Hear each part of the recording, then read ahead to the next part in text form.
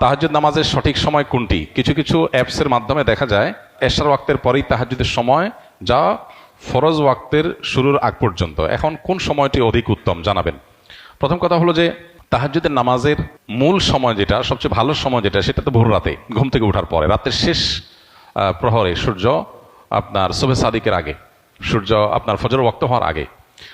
আর এশার নামাজের পর থেকে যে নামাজ পড়া হয় এগুলো সবগুলোই কিয়ামুল লাইল বা রাত জেগে নামাজ আদায় করার শামিল। এজন্য কেউ যদি এশারের পর থেকে নিয়ে কোনো নামাজ পড়ে, সেটা তার এক প্রকারের তাহাজ্জুদের সওয়াব এনে দিবে, কিয়ামুল লাইলের সওয়াব এনে দিবে। আর তাহাজ্জুদ শব্দের অর্থই হলো ঘুম থেকে উঠে যে নামাজ পড়া হয়। সেটা আপনার মধ্যরাতে হলেও হবে, শেষ রাতে হলেও হবে, তবে শেষ রাতেটা বেশি উত্তম, কারণ এই রাতে, এই মুহূর্তে, রাতের শেষ অংশে আল্লাহ রাব্বুল আলামিন দুনিয়ার আকাশে নেমে এসে বান্দাকে ডেকে ডেকে ক্ষমা করেন। এই জন্য তাহাজ্জুদের সবচাইতে মূল্যবান সময় হলো ভোর রাত, রাতের শেষ প্রহর।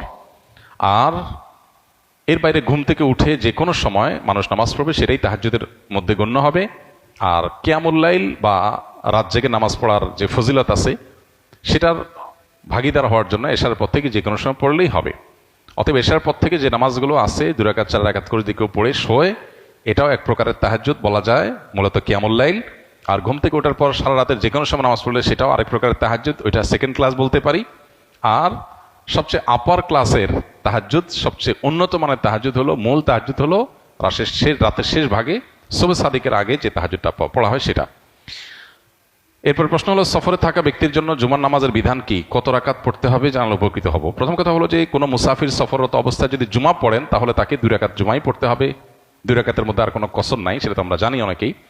আর মুসাফির ব্যক্তির জন্য জুমা ফরজ না। তিনি চাইলে জুমার দিন সফররত অবস্থায় থাকলে তিনি জোহর আদায় করতে পারেন।